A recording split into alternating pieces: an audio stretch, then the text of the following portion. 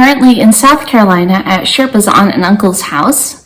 We are using this house as kind of our jumping off point. We had mailed some of our supplies here ahead of time, so we've been organizing and getting ready to go into the Smokies.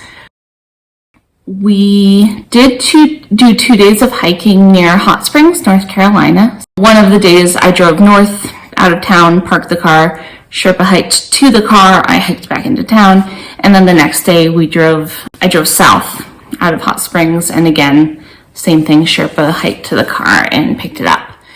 So that was really good to do those 2 days of hiking at the beginning.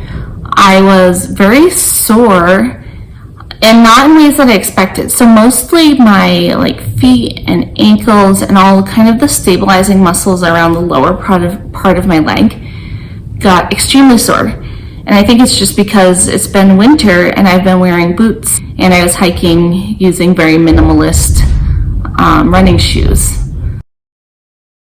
The hikes near Hot Springs were nice. I especially enjoyed the stretch just north of Hot Springs because you get some really good views of the river.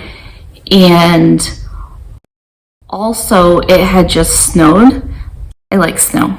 It was very pretty having the contrast of the snow, but also all of the green on the trail. I really liked this one little pond along my hike. It was really full because of the snow and very still day, so it just had this perfect reflection. And then on the far end, it looked like an infinity pool because it was dammed off, but it was full to the very top of the dam.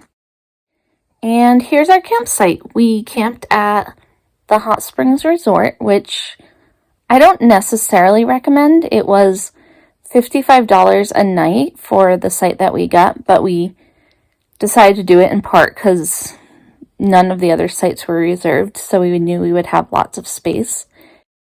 I'm sure that hostels in town would be cheaper, and I heard really great things from other hikers about the hostels. 2 days from now, we're going to go into the Smokies, and we're only doing half at a time because we haven't been hiking, so we need to get our bodies in shape for this. So we'll do half between Newfound Gap and Fontana Dam, and then we will swing back around and pick up at Newfound Gap again and then head north in a more continuous fashion than we've been doing. We've been jumping around a little bit, but we're going to connect all those pieces and have longer times out on the trail.